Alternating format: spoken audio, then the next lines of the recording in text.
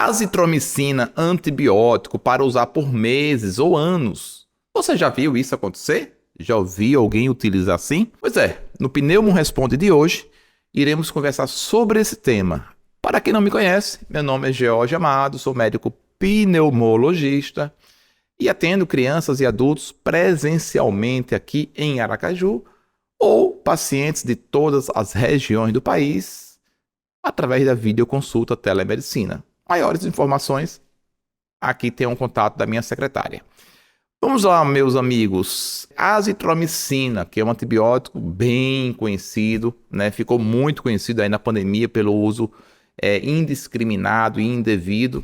Ainda tem seu lugar, né, na pneumologia. Há algumas situações clínicas respiratórias crônicas em que o seu uso de forma prolongada tem indicação. E aí nesse vídeo eu vou falar de algumas dessas indicações, porque é muito comum quando eu prescrevo o paciente estranhar. Nossa, doutor, o senhor passou aqui azitromicina por 6 meses? Para usar só 5 dias, no máximo 7 dias. Então aí eu tenho que explicar toda essa situação. Então a azitromicina, ela tem um potencial, além de antibiótico, ela tem um potencial imunomodulador, anti-inflamatório.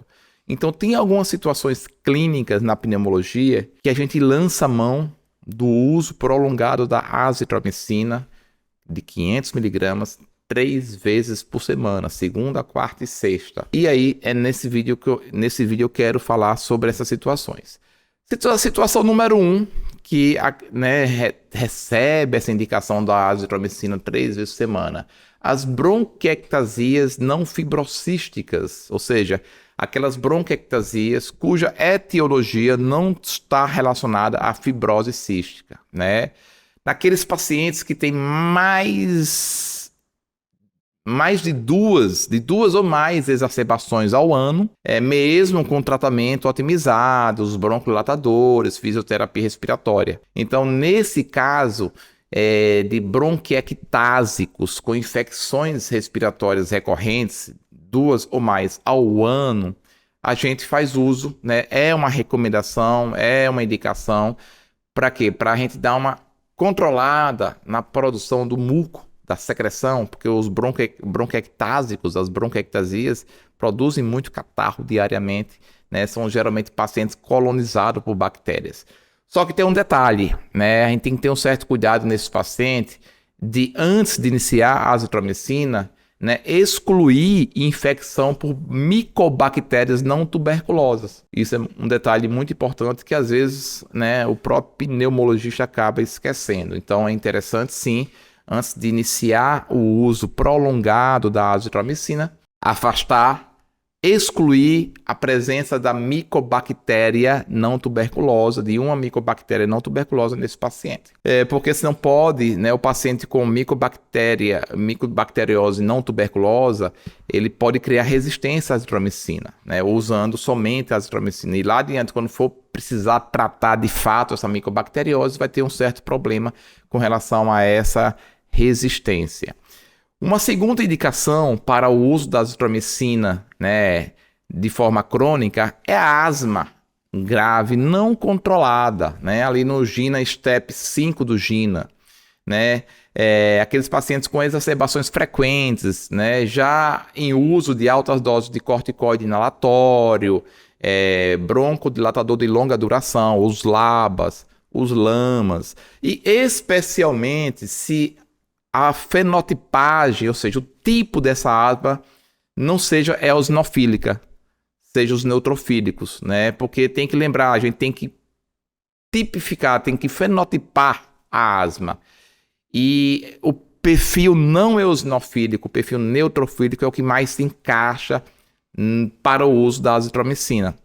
Então, sim, a azitromicina a gente utiliza também em asma grave, que não está controlada. Isso aí, inclusive no GINA, né, eles põem essa possibilidade de uso de recomendação. Quais são os benefícios? Melhora na redução das exacerbações e reduz e melhora a qualidade de vida, claro, do paciente, né? Uma outra recomendação para o uso da azitromicina de forma prolongada é na DPOC, aquele paciente que tem exacerbações frequentes, né? 2 ou mais exacerbações por ano, ou 1 ou mais, e hospitalização, né? Principalmente naquele paciente também não eosinofílico, aqueles que com eosinófilos abaixo de 100. Então, é uma outra situação, aquele paciente portador de DPOC, enfisema, bronquite, que tem exacerbações frequentes. A gente acaba também acrescentando a azitromicina aí 3 vezes por semana. Uma outra recomendação são aquelas doenças respiratórias crônicas aspirativas, com broncorreia persistente, né? Por exemplo, pacientes com bronquiectasias secundárias à aspiração recorrente, com disfagia, com infecção de repetição.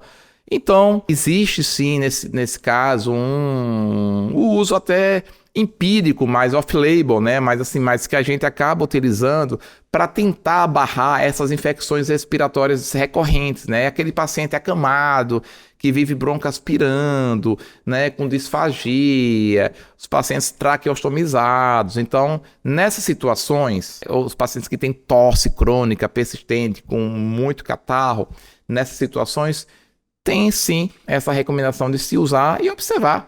Que eu particularmente tenho vários pacientes assim e que obtiveram uma resposta significativa com o uso da azitromicina, né, diminuindo, controlando mais essa produção do esputo, a produção do muco, da secreção e controlando mais essas infecções recorrentes. Agora, é interessante sempre considerar, antes de utilizar a azitromicina, alguns aspectos. Como eu já falei, sempre é interessante fazer uma cultura do escarro do paciente, né, para afastar a micobacteriose não tuberculosa. Claro, a azitromicina também tem alguns efeitos colaterais, né, principalmente efeitos cardiológicos. Tem que avaliar o intervalozinho QT ali no ECG, monitorizar a função hepática e auditiva, né? A auditiva nunca tive problema com nenhum desses 3 situações, mas a gente que vai utilizar a azitromicina, prescrever a azitromicina de uso prolongado, o médico tem que ficar atento a essa situação, principalmente pacientes idosos, né? E reavaliar periodicamente, né, o uso.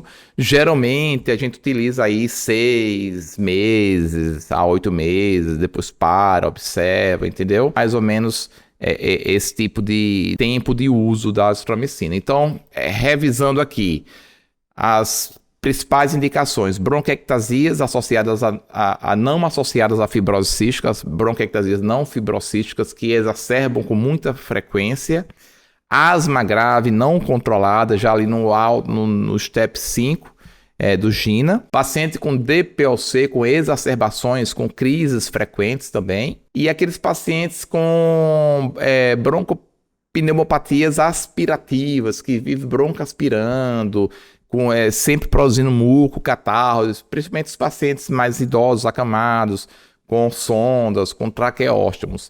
Aí, nesse caso, também há uma opção de se usar a azitromicina para tentar, né, imunomodular e reduzir a produção de muco, de secreção de catarro e as infecções de repetição.